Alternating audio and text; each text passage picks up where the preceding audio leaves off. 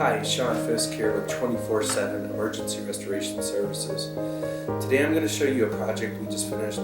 It's a major urine contamination project. Now if you're a homeowner, a realtor, a property manager, you may have run into a situation where a carpet was, or maybe several carpets in a home, were contaminated to the point that you didn't know what to do. The real trade-offs here are whether or not you want to replace the carpet in the whole house because of, in this case, 2 rooms out of 7 that were thoroughly urine contaminated, how good of condition the carpet is in, and a property manager or a homeowner will often see if they replace 1 or 2 rooms, they start to get sort of a hodgepodge look. So doing a job like I'm going to show you is not inexpensive. In fact, it runs about 70% of replacement for the 2 rooms that we're going to deal with. However, once again, it's the trade-off. Do I keep a contiguous look in the home, or do I go ahead and change? Even to a similar color, it becomes apparent to people that something was done. So here's a process to take care of serious problems at 24/7 Emergency Restoration Services. That's what we do. Whether it's cleaning, restoration, or reconstruction, we do it all. Thanks. Hope you enjoy the film. We're here at 613 Soothing Meadows.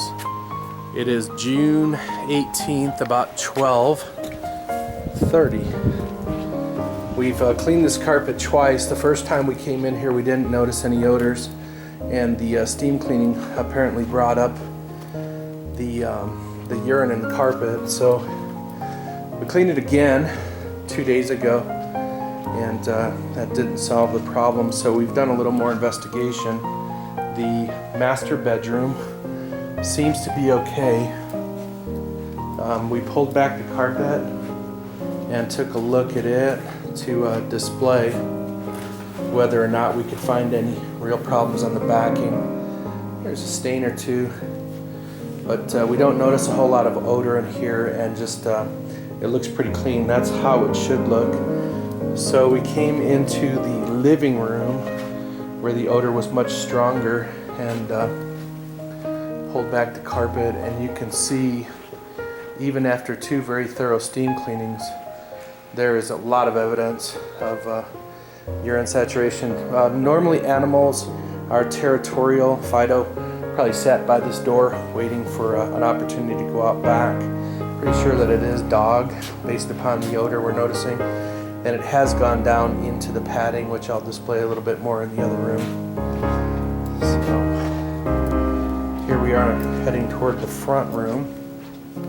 These walk areas are a little harder to look because of the way that they're installed, but here in the front room you can see that the corner over here towards the kitchen is just thoroughly urine soaked. This is long-term damage, and over here you can see towards the front of the home the same. So it is my speculation, based upon what I'm seeing here, that the entire front room is urine soaked, and you can see the the padding has been removed here, and the urine is actually down to the concrete. I don't know how obvious it is on the film here, but I can see the urine soaked into the padding here, and this corner I've just pulled back, and you can clearly see on the seam tape all of the urine here.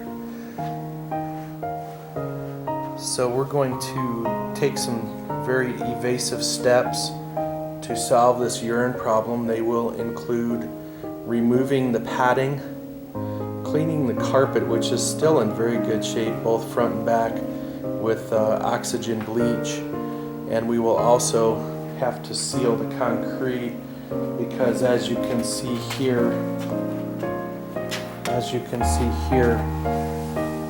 the urine has soaked in. It's still got a color there, a moist color. So those are the steps we're going to take to rid this home of a urine problem.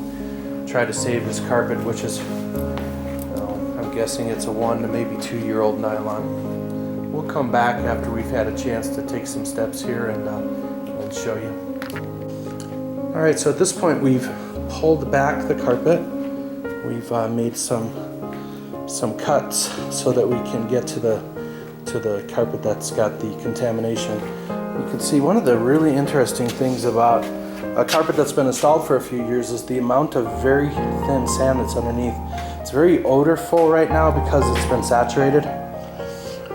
But we've removed the padding, and our next step is going to be to clean the floor thoroughly and to start treating the carpet with an oxygen bleach. And then once we're sure we have the odor out, then we're going to go ahead and reinstall the pad. We'll also seal the concrete prior to reinstalling the pad. So it's the next step in the process. Going to get this all vacuumed up and cleaned and then eventually painted. So that's where we're at.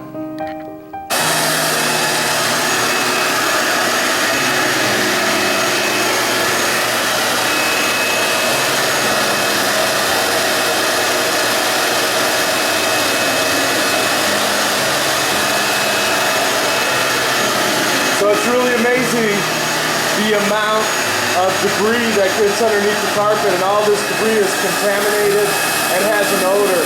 Anytime the humidity would build up in this room, monsoon in the summer, whatever it may be, this room would start shedding that odor. So we need to clean that up before we take any further steps. We're using the product that is an oxygen bleach. It's kind of hard to see right now, but it is just bubbling away like a witch's cauldron. And this particular product is heat activated, so you have to use very good heat.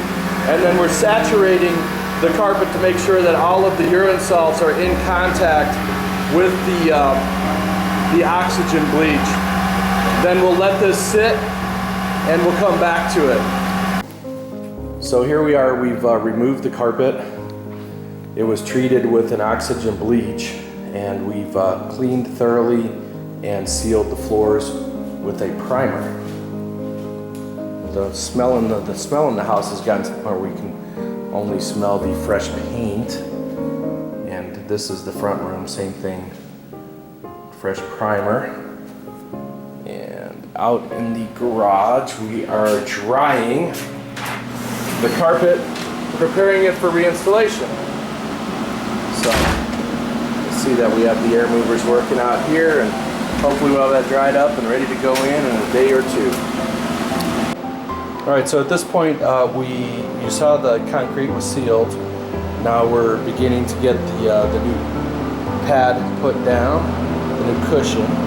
So you can see it's not quite against the wall, and that's because the cushion is going to stretch a little bit. We have to have a way to get it hooked into the tackless strips. Those are called tackless strips because you no longer use tacks to tack carpet down. Anyway, so that's where we're at right now. This is adhesive underneath of the padding to hold it down, tapes at the seams to keep it nice and flush. All right, so here we put in the seam right here, and I'm just about to power stretch the carpet back in. Okay, so the only way to really install carpet correctly is with a power stretcher. So you set it into one place, one wall, and then you stretch it toward another. You can see I've made my initial stretch here. There's still lots of work to be done. We're going to move the power head right there across the carpet this way, get this all stretched in, and then we're going to stretch it back against the fireplace wall. I'll show you when it's all done. All right, we're getting ready to do a seam here. So one of the most important things with a seam is that you have the edge cut real straight, which we did. It's good to put some in the CRI 104, which is a standard for installation of carpet. It calls for putting latex on the edges that keeps them from unraveling. So we've already put the seam tape under here. So now we just want to make sure that we've got the carpet positioned correctly so that it lays in real nice and natural. So that's what I'm doing right now. Get it real nice and natural. You keep your kicker and your star roller and your stair tool and your hammer handy right by. Then you take your iron. One of the things that people generally tend to do when they're seaming is go too fast. So we want to let that iron sit in there and really go ahead and get the adhesive moistened up. So we're going to leave it there for just a moment, And then we're gonna move it only the length of the iron so we get really good glue melting and adherence. So I'm gonna finish this up, we'll show it to you when we're done, thanks. Of course, Just do a little bit. my iron decided to go cold on me.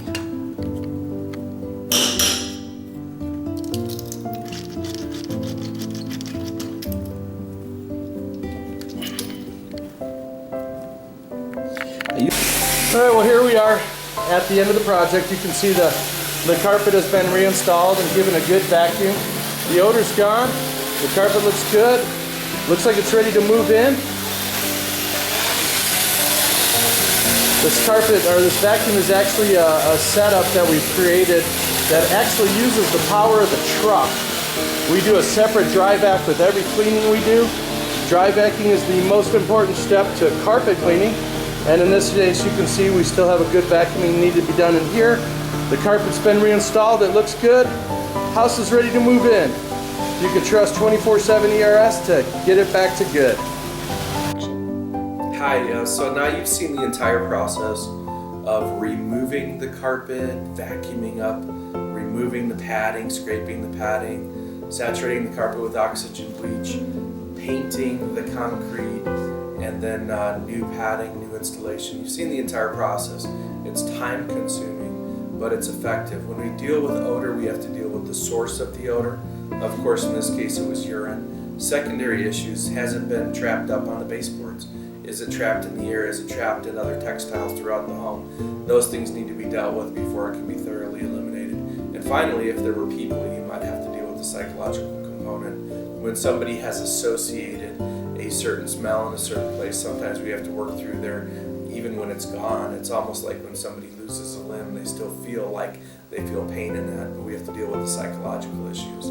Once again, we take care of the tough problems.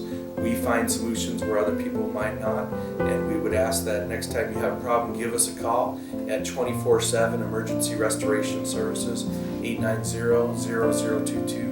505 890-0022. Thanks. By the way, we get it back to good.